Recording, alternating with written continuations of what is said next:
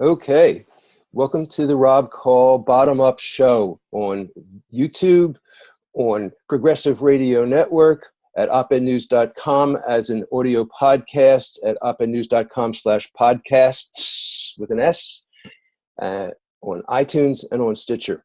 My guest tonight is Sam Daley-Harris. He's the author of Reclaiming Our Democracy.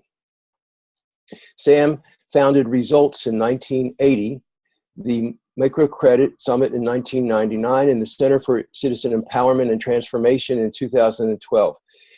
My understanding is Sam is kind of a coach for organizations on how to make change happen more effectively. Welcome to the show.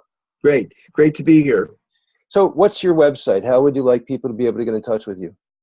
Well, let's see. They can go to reclaimingourdemocracy.org for the book, or they can go to citizenempowermentandtransformation.org for my coaching work. Okay, great. Well, perhaps I could start with a quote that kind of informs the work that I do. Sure. And this is from Frances Moore LePay, who wrote Diet for a Small Planet more than 40 years ago. But in a more recent book, she said, "Our real problem is not a heating planet or rampant malnutrition. We only have one real problem: our own feelings of powerlessness to manifest the solutions right in front of our noses." And so my work is to, in a sense, acknowledge the powerlessness and then help organizations create structures of support for volunteer groups that can dissolve the powerlessness rather than, ignore it and just kind of keep going and not offer anything very deep for volunteers. And so my work, in a sense, comes out of a quote like that. There are others I love and want to share later, but that give that kind of message. So getting rid of a feeling of powerlessness is I think you basically have to do it by replacing that with feeling empowered. Yeah. How do you do that? Well, in simple terms, if I work with a group, one of the things I coach them in doing is forming chapters. So finding a host, someone who's enthusiastic and would maybe put an inviting team together of 5 or 10 others and work with that team of inviters, and then go to that city with hopefully 20, 30, 40 in the room, and then hopefully 10 or 20 would raise their hand and say, "I'm in." The question is, in what? What did I, the volunteer, just promise to the organization?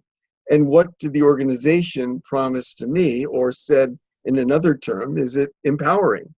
And so one of the pieces that groups, and I'll give you an example, is a nationwide monthly conference call or webinar. Well, a monthly conference call or webinar could be pretty wonky and somewhat boring, or it can be inspiring and empowering. And I'm going to give you a couple of examples.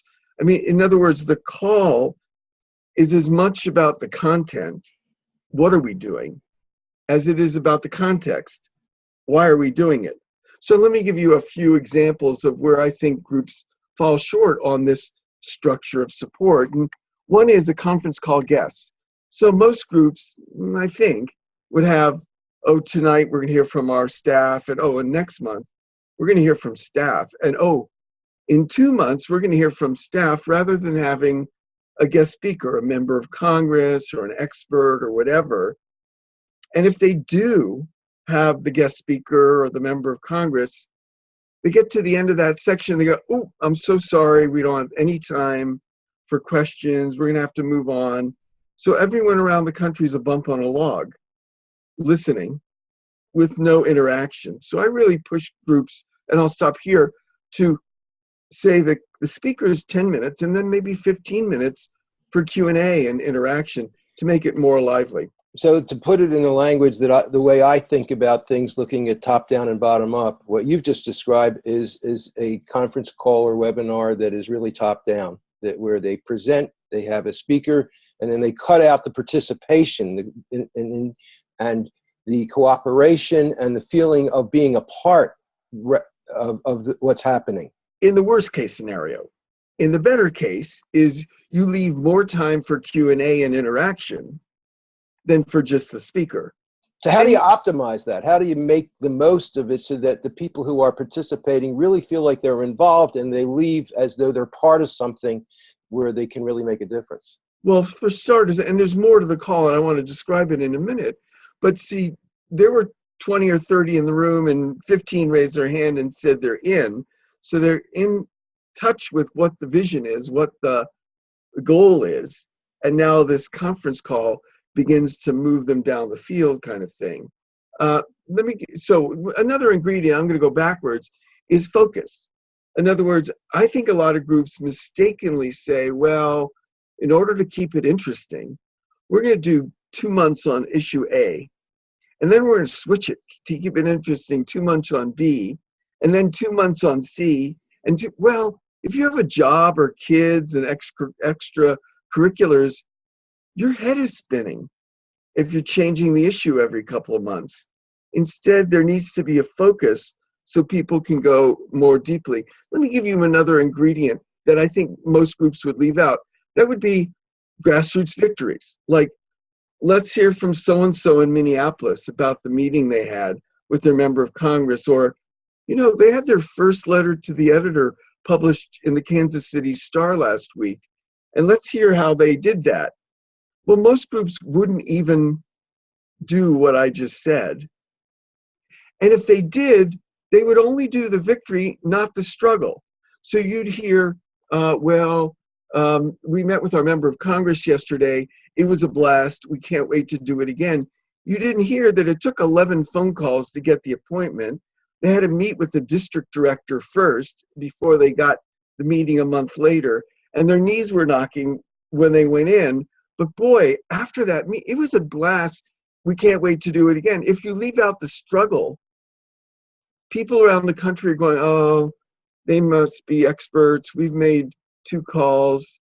Maybe we should move to something else. No, if you hear the struggle, we've made 2 calls. Maybe we've got 9 more to go. We better get on it, kind of thing. So what you're saying is when you watch a movie, you don't just watch the denouement, the end of the movie where everything wonderful happens. You want to see the beginning. You want to see the challenges. You want to see the character development. You want to see the journey, because otherwise it doesn't mean hardly anything.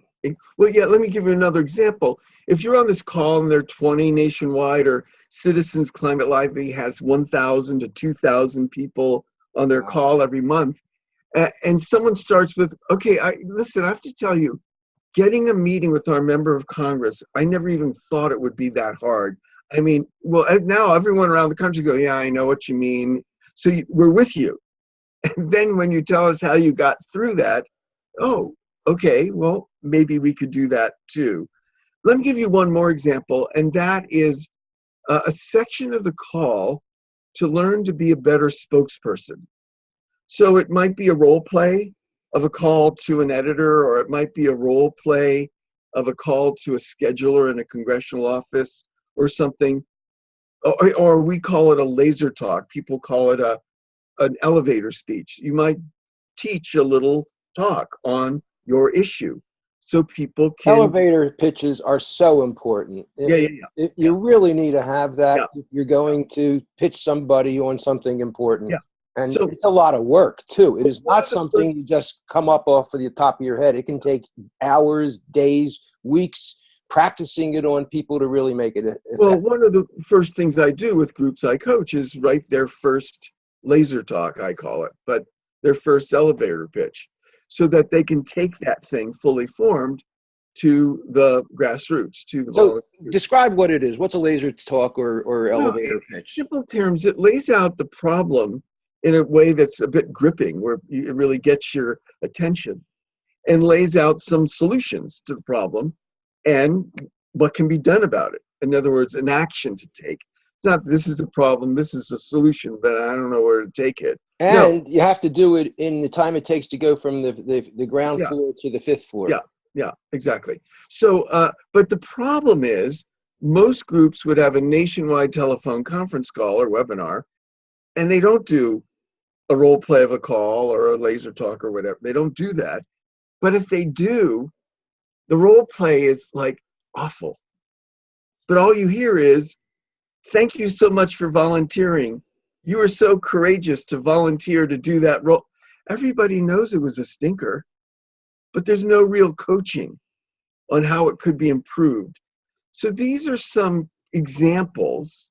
Well, the last bit, I'll just stop with this and then a quote, I think. The last bit is, what's the action for the month? If you have 20 groups around the country, or like Citizens Climate Lobby, 380 chapters around the country, what are we working on this month? You know, is it letters to the editor on X, or is it calls to get a meeting with our member of Congress, or whatever it is?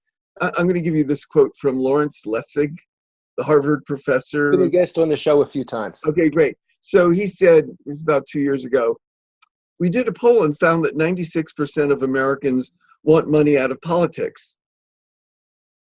But 91% said it isn't possible. That's the politics of resignation. Politics of resignation. But the politics of resignation gives you a way forward. If we can find a way to thaw the resignation, we can find a way to winning. So my gig is helping organizations create structures of support that can thaw the resignation or dissolve the power. Wait, I can't hear the word you're saying. Thaw the resignation? As in like frozen meat, thaw the meat. Okay. Thaw the, that was his word. If we can find a way to thaw the resignation, we can find a way to winning. And so that's really what not enough groups do. You know, they just don't. And so, you know, that's what I try and bring to groups that I work with or coach. No, this is the Rob Kall Bottom Up Radio Show. It's actually video and radio now, and it's on podcasts. It's on Progressive Radio Network and iTunes and YouTube.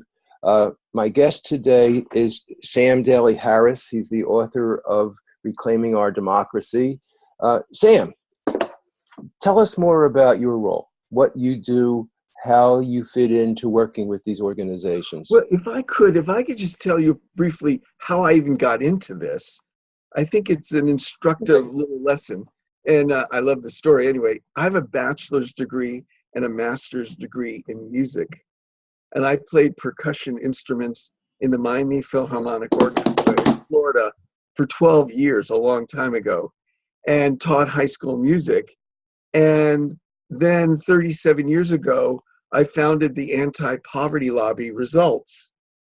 And a lot of times I'm asked, music, poverty lobby, what was the motivation for that change?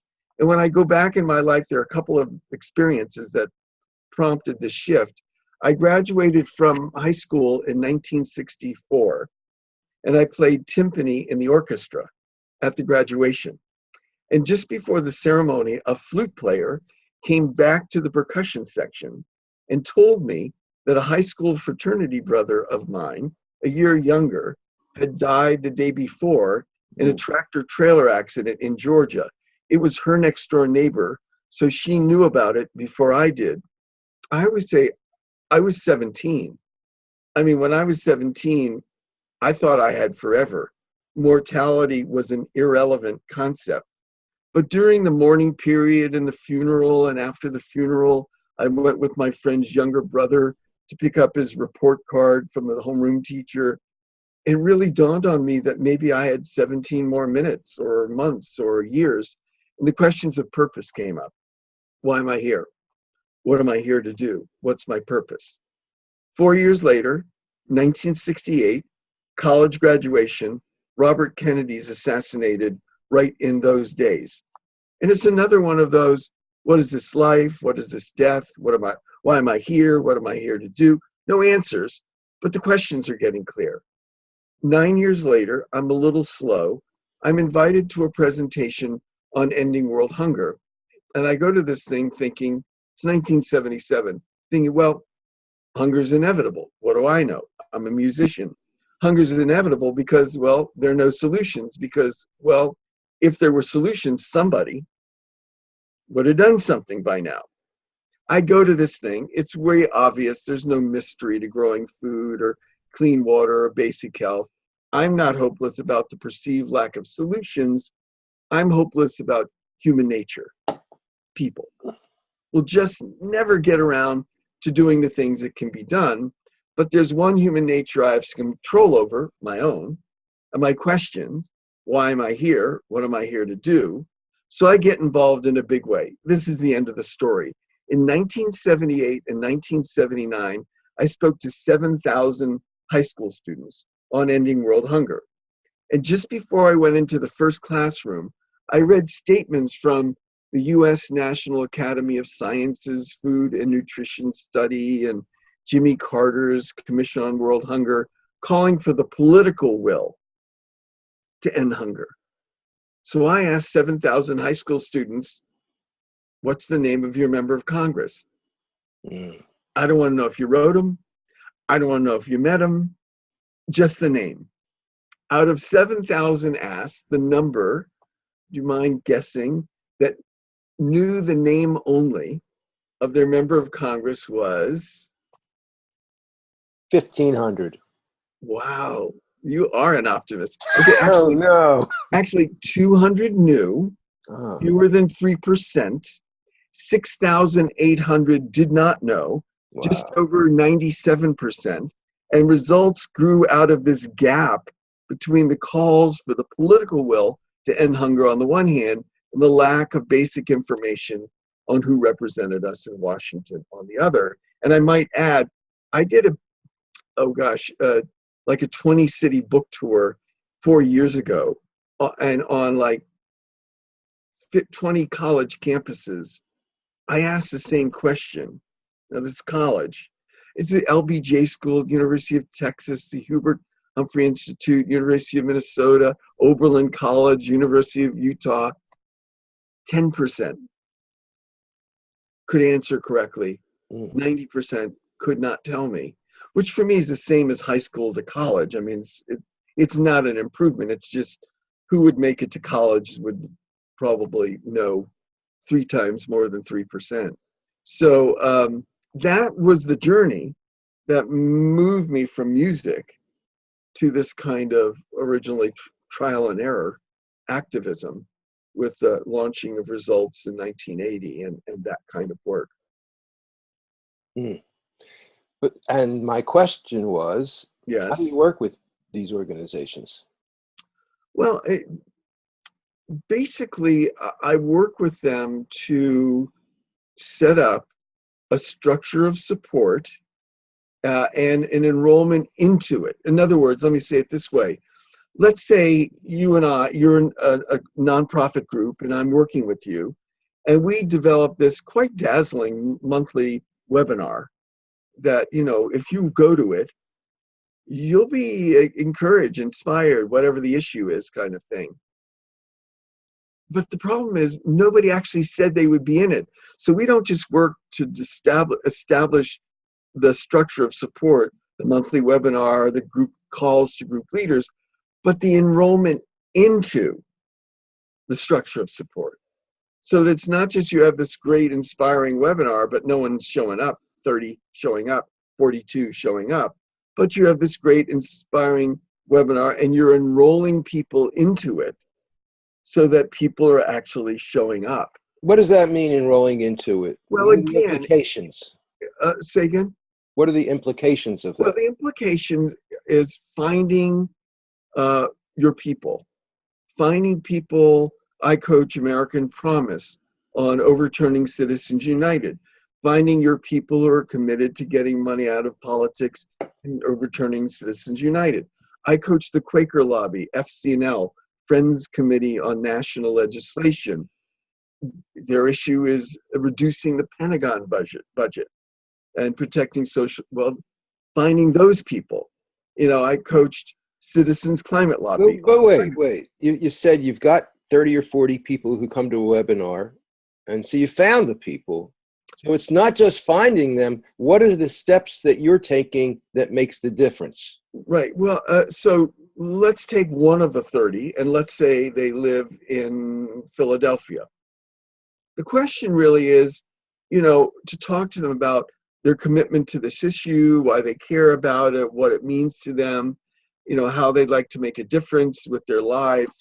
And then asking if they have a community of friends, 5 or 10 others, who they think would be interested in working with them on the issue, whatever the issue is. And hopefully they'll say, well, yeah, I probably have 10 or 15 who'd be interested, especially these days. And so they get these 10 people together, and I train the group I work with to do a Skype call with those 10 people. And again, kind of hearing what they care about and why this issue matters to them and the difference they'd like to make, and then laying out the vision for this organization and seeing if it's inspiring enough for the 10 people to say, oh, I'll invite 2, I'll invite 12, I'll invite 5, I'll invite 15. So let's say that the 10 of them invite a total of 60. And if they invite 60, 30 will show up typically. And then I train the staffer to go to Philadelphia with 30 in the room and lead a workshop on making a difference with your voice as a citizen on this issue, whatever the issue is, climate change, money out of politics, or whatever.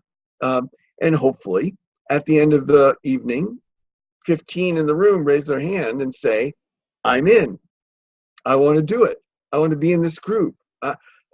One of the groups I coached is the Quaker Lobby FCNL. They had so much interest in starting chapters this month that they sent me to 3 of the 18 cities. So I went to Richmond, Virginia, Charlottesville, Virginia, and New Paltz, New York. There were 37 people in the room in New Paltz, New York, and 27 raised their hand to say, I want to do this, work on. And wait. And the last bit is the first thing they do is they're part of a 4-part new group training. Every week for 4 weeks, they get together, and then the staffer calls in by Skype usually to the group, in this case 27, to bring the group closer together, to kind of, what did you get out of the meeting? What do you want to get out of being in the group? Name a group you've been in the past that really worked. What was it that made that group work?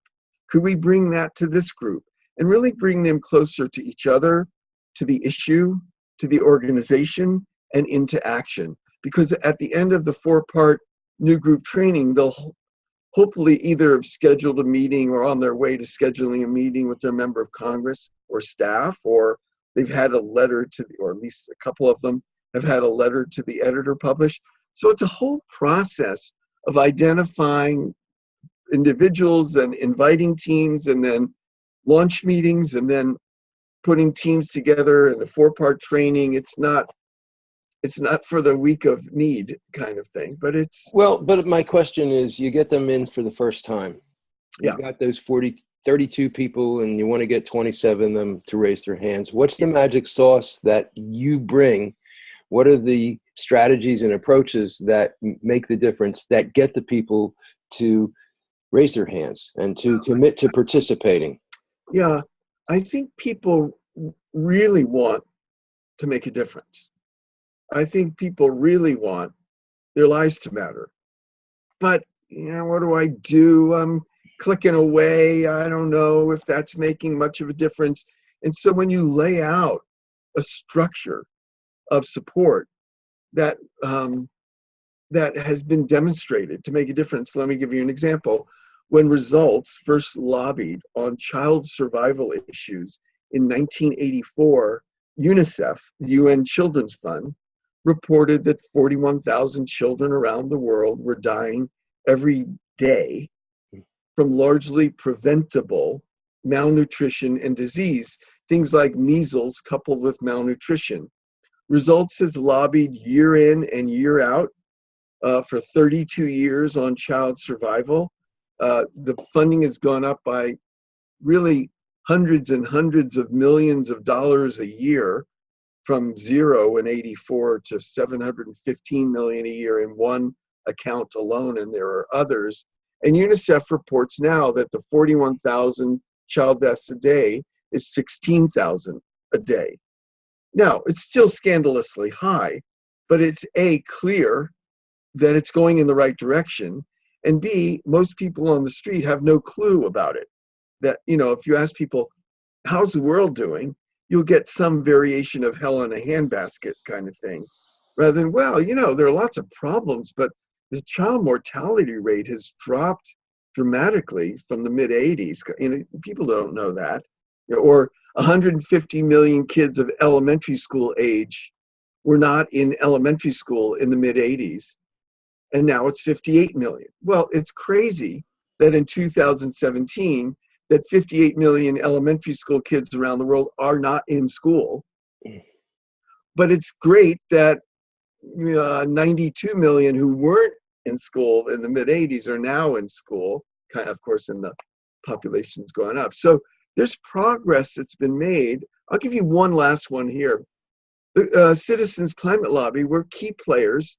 It was this month, March of 2017, where 17 House Republicans introduced a resolution saying climate change is real and we need public and private solutions. Well, in 2014, you couldn't have gotten one Republican in the House to co-sponsor a resolution saying climate change is real and we need public and private solutions.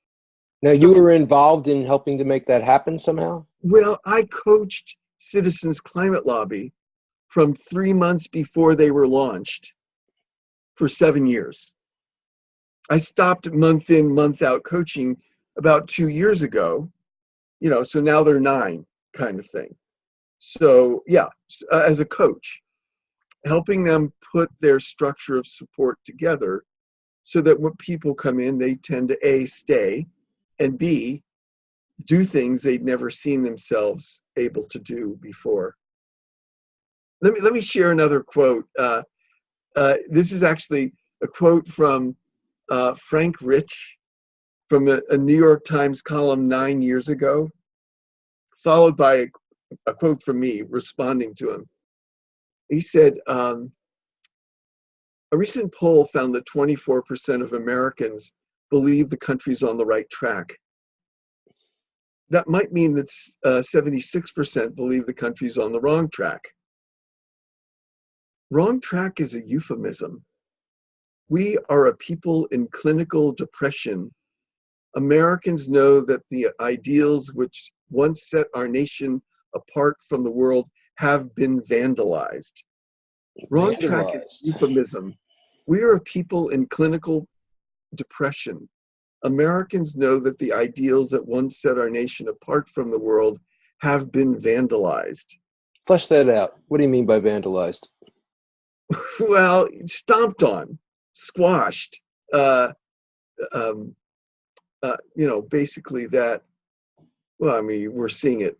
That was 9 years ago. It's a great word for what we're seeing now in Congress, in the White House. My response to that quote is, most nonprofits don't acknowledge the toxicity into which they send their volunteer advocates. Consequently, they don't create a powerful enough structure of support that can be the antidote. So what's involved? What is that powerful enough structure of support? What's involved in that?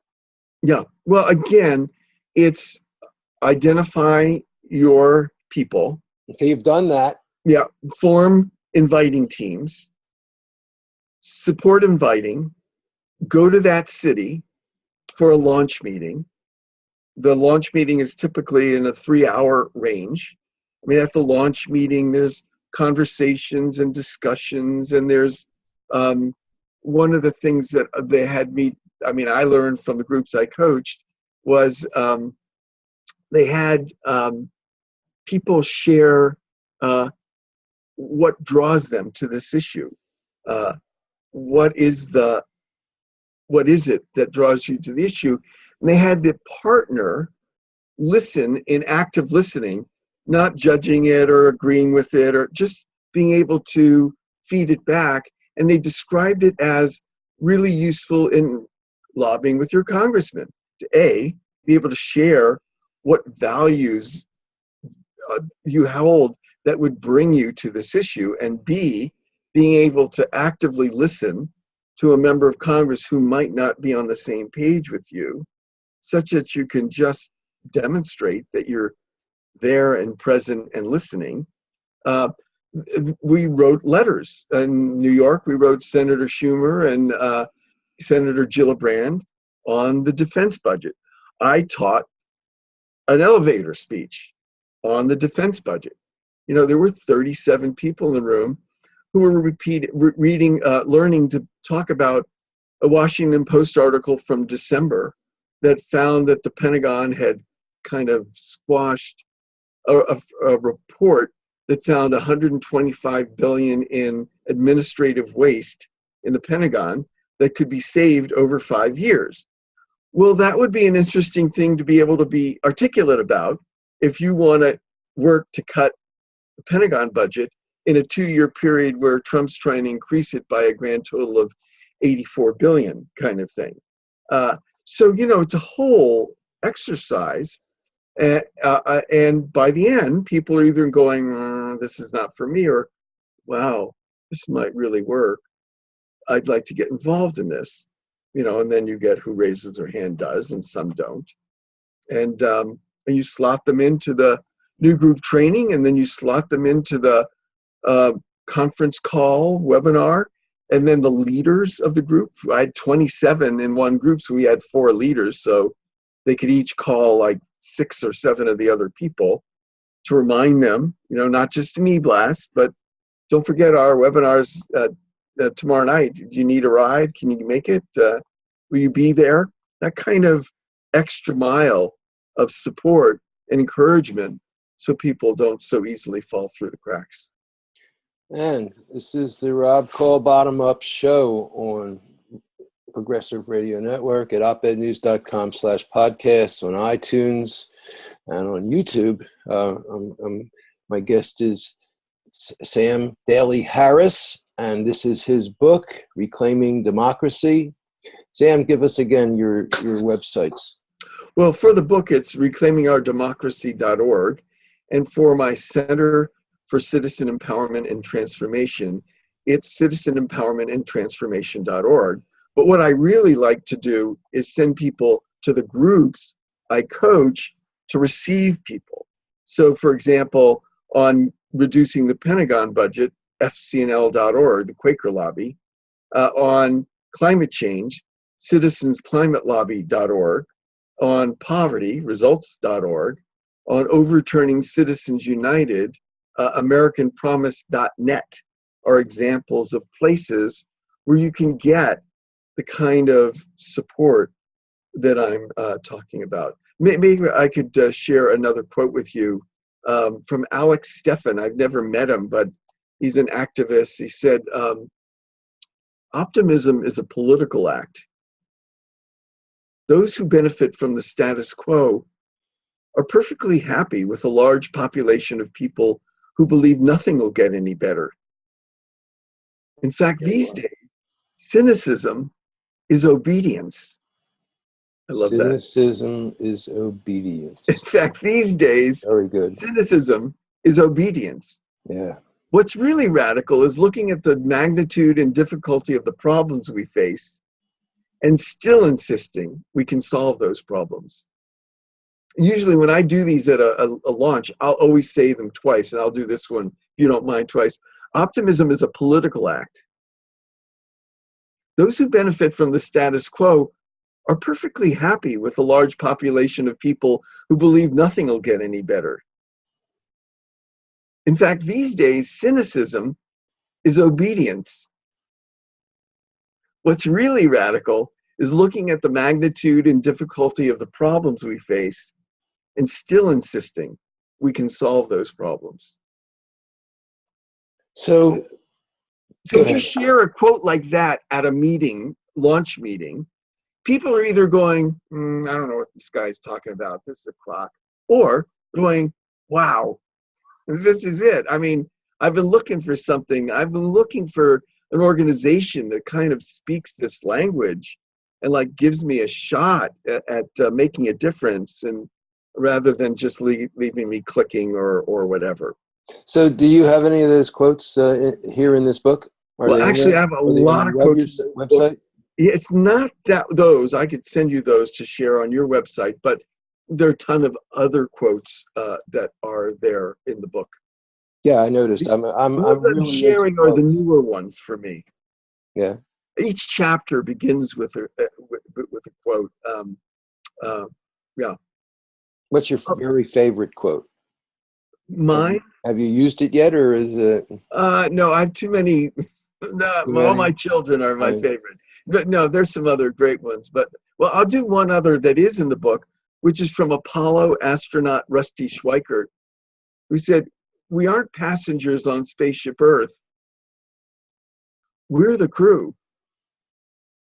We aren't residents on this planet. We're citizens. The difference in both cases is responsibility." Mm.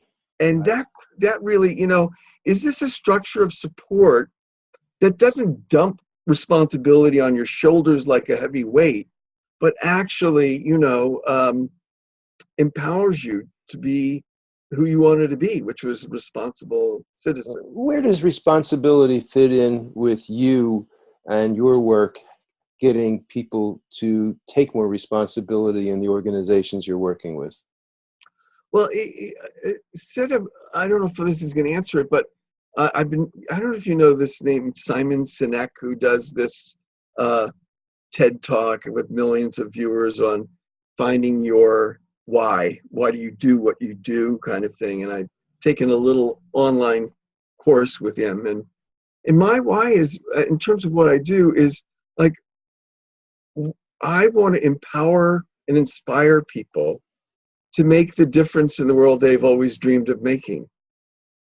And so, but my piece of that is helping organizations create these structures of support that can dissolve the powerlessness, that can thaw the resignation, that can be the antidote to the toxicity that's out there.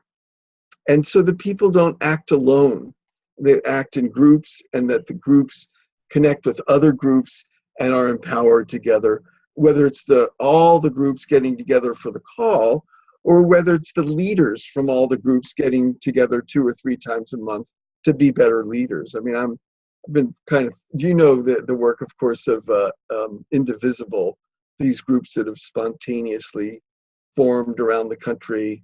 Talk about them, because it's a new group that really just developed very recently. Yeah. Well, essentially, Trump monster. and if you've not talked crawled to them, into I the guess White House. Yeah. So, oversimplified, I think it's a group of former staffers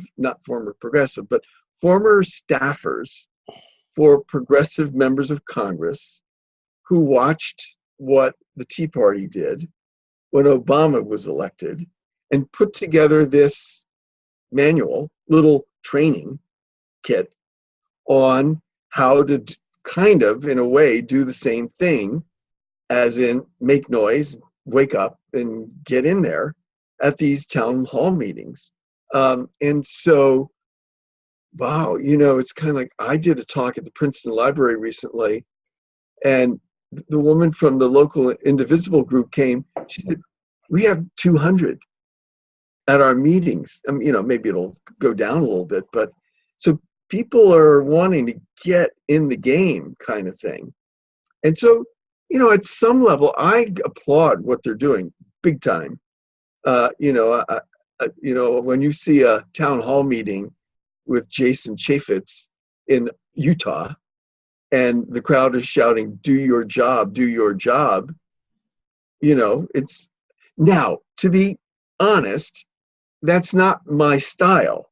I applaud it, and I know what it's out to do, and I think it will be effective, and up to a point. And what I mean is, I don't think we're going to solve climate change with that. Well, if there was sufficient upset, if there was enough anger, yes.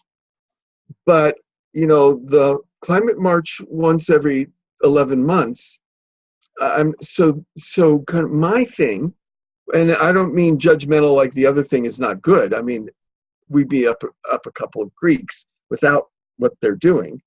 But my thing is more the cross-partisan relationship building, moving those who are opposed up to neutral, moving those who are neutral up to being supporters, moving supporters to being advocates in Congress, moving congressional advocates to leaders and spokespersons, and eventually champions. That's a harder, slower route. But I don't know, there are some issues like getting money out of politics or climate change or ending global poverty that I don't think will be dealt with and resolved in a partisan manner. I just don't think it'll happen. I would love to be wrong, but so I'm going to give you another example of something shocked me. I was speaking on the conference call for American Promise last week, and I was preparing for it, and I've only been working with them in the conference calls for a short while, and I was shocked to learn that of all the bills in Congress to get money out of politics, there's only one Republican co-sponsor. There are multiple bills, some go a little farther than others, on overturning Citizens United or some other aspect. There's only one Republican. Now, I believe that my work with American Promise will get that 1 to 5 and 5 to 10 and 10 to 22 and 22 to 40, and eventually, just as Citizens Climate Lobby went from 0 on climate change is real and we need solutions to 17 Republicans about 10 days ago. So these are different strategies, and it's not one's wrong and they ought to stop it and the other's right. No, I think they both play important roles. There's one that I'm particularly skilled, I think, and coach on. And so that's... What is that? Well, the one that's relational. If you're my member of Congress, it's about, frankly, developing a serious, deep relationship with you. What's involved in that? Well, it's funny. I'm going to give you an example. I did a webinar with Citizens Climate Lobby, and one of their Pennsylvania activists, it's a business guy, who said, I could either stay in business, and leave even more money for my kids, or I could actually focus on leaving them a better planet. And this Pennsylvania guy said, I'm going to take on the South Florida congressional delegation because there's more ground zero on water rising there than here in Pennsylvania. Yeah, as you've been talking, I've been thinking about South Florida. Any member of Congress would have to be responsible there. I would think that they're in that list of 17. He met, big time. Several of them. And so he met with the congressional staff who said, our member of Congress doesn't co-sponsor resolutions, and she's now on that climate resolution, and she doesn't join caucuses, and she's now on the Climate Solutions Caucus. And in this course of play, what was the first thing? Can you show some political support here? So he started getting the mayor of South Miami and North Miami and Miami Beach and Coral Gables and to sign letters to the congresswoman. And then the staff said, yeah, okay, this is fine, but what about the business community? He started getting the Chamber of Commerce of South Miami and North Miami and Coral Gables and blah, blah, to write letters supporting action on climate from down there. And that was that shift from, I don't think it's a problem, I'm not hearing from anyone, to hearing from that eventually went down to Earth Day, and he found people, and then he formed a chapter, and there are chapters down there too now, not just this Pennsylvania guy. But it's a I call that, by the way, bringing in people like that, the bandwagon effect. Yeah. So so I did this talk last month at the Princeton Public Library titled "Writing Checks, Signing Petitions, and Protest Marches. Is that all there is?" And it was noon on a Wednesday, and it was standing room only, and they've rebooked it for a night in May, and I'm going to do it again in a couple other libraries in Ridgewood and Burlington County, New Jersey. And a friend wrote me, and she said, I don't know, I love the title, I love the description of your workshop, but I'm still stuck. I don't know what to do.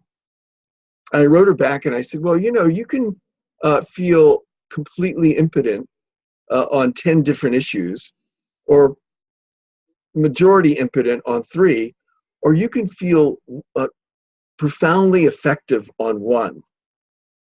And I urge you to seek feeling profoundly effective on 1.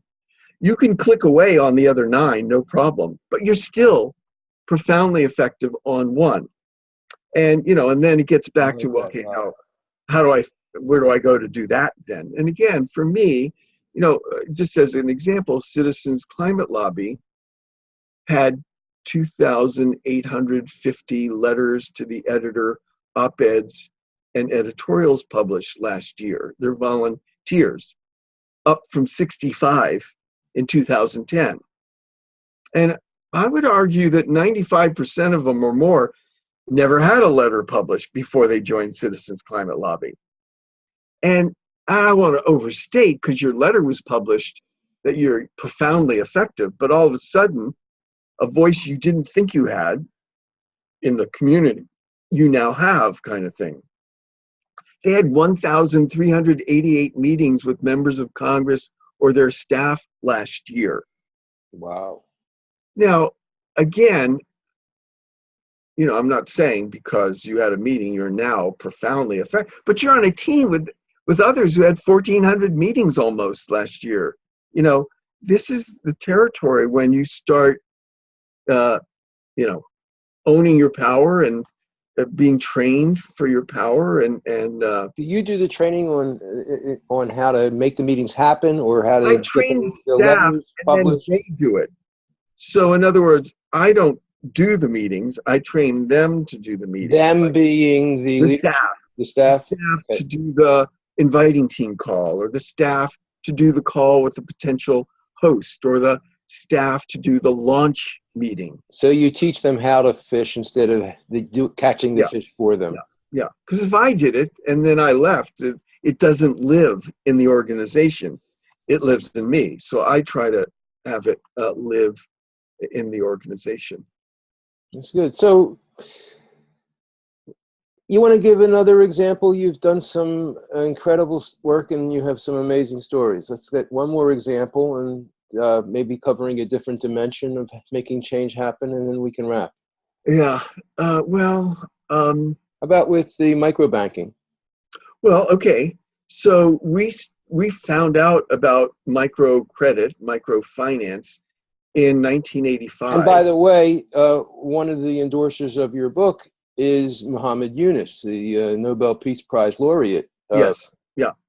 Well, let me say, we learned about the Grameen Bank in Bangladesh. They won the Nobel Peace Prize in 2006, he and they.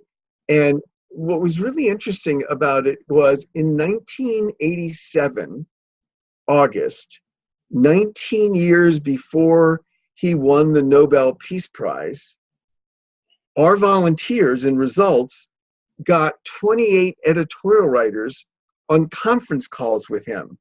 14 the first hour and 14 the second hour. The staff got 0 and the volunteers got 28. Now, if I say 28, they must have asked 50 for 28 to show up. And the only non-editorial writer was Kristen Helmore of the Christian Science Monitor, who said after the end of the first call, "Can I be on the second one too? I'm writing an article." I said, "Yeah, but don't ask any questions. Let the new ones ask the questions at first." She wrote a 4-part series in the Christian Science Monitor, which was read by CBS 60 Minutes, which prompted them to go in 1989 to Bangladesh and do a segment on Grameen Bank, which was aired twice in 1990. This is all volunteers. So wait, let me just get something straight. Yeah. That's another kind of a way of getting things to happen, is putting together a conference call for editorial writers. Yes. Talk a little bit about that and how that happens. Well, so in particular, in 1986, the volunteers generated 90 editorials on tripling the Child Survival Fund. I mentioned that earlier. What do you mean they generated 90 editorials? Well, they were on conference calls with guest speakers about, in this case, the vaccination program for child survival. They heard the Q&A. We talked the role play of a call to an editor, or to when you call your editor, you start with, do you have a minute to talk? And if they do, you ask them a question to which their answer will be no. Are you familiar with the legislation in Congress to triple the Child Survival Fund? No, I don't know. Can I tell you about it briefly? You're kind of training them how to get a conversation open door kind of thing. We prepare a packet, a 1-page cover summary, and a 3 or 4-page backgrounder. And they call and say, can I bring it over? Can I come in? And in the book, there are several stories of people's first editorial, knocking knees, so nervous at getting the editorial in their local paper kind of thing. And sure, once in a while, when we wanted the head of the UN Children's Fund, UNICEF, to talk, well, it'd be easier to have him on with 20. I don't know how else we would have done it. So a number of times, don't do it so much now, I don't think, but there would be these conference calls, and the volunteers who had called their editorials and again created this relationship. And maybe the editorial had already written 1 editorial, or never has, or written 3. So yeah, I'm into this. I want to find out more. I'll jump on that. What time is it again? And some jump on and some don't, kind of thing. But the key is that the local person is the person who generates it. I remember one of the results staff moved to Asheville, North Carolina, and the newspaper said, this is in recent years, we only do state or local issues. We don't do global issues. And he got them to the point where they now do an editorial a year at least. They publish his op-eds, but where the newspaper does an editorial, even they change editorial writers, and they still do an editorial a year because of the relationship he built and because of the information he brought. And they said Senator Burr was putting a hold on some bill that could save millions of kids' lives, and they frankly shamed him in an editorial. They said, well, we only do local. Local, he's our senator. He's local, and he's holding this up. They got it, and they did this amazing editorial. So it's just, again, it's back to relationship and educating, so that the volunteer, like usually the editorial writer's up here and the volunteer doesn't know much, but you want to get the volunteer, because they've been on these calls with guest speakers and Q&A and learning talks and writing letters, and they know the skinny, what's going on, that they can bring things, because the editorial writers can't know A, B, C, D, E, F. They need sources. You coach, bottom up. You coach the volunteers to be the resources. It's great. So, anything you want to wrap with? Yeah, let me pick a quote. This is from George Bernard Shaw's Man and Superman. This is the true joy in life. The being used for a purpose, recognized by yourself as a mighty one. The being a force of nature, instead of a selfish, feverish little clod of ailments and grievances, complaining that the world will not devote itself to making you happy. I am of the opinion my life belongs to the whole community, and it is my privilege to do for it whatever I can. I want to be thoroughly used up when I die, for the harder I work, the more I live. Life is no brief candle to me, It is a sort of splendid torch, which I've got hold of for the moment, and I want to make it burn as brightly as possible before handing it on to future generations. End of quote. It's great. And Yeah. how would you like people to get in touch with you? Well, I mean, they're welcome to send me an email. It's sam@empoweringcitizens365.org, sam@empoweringcitizens, plural citizens, 365.org. And I think that would work.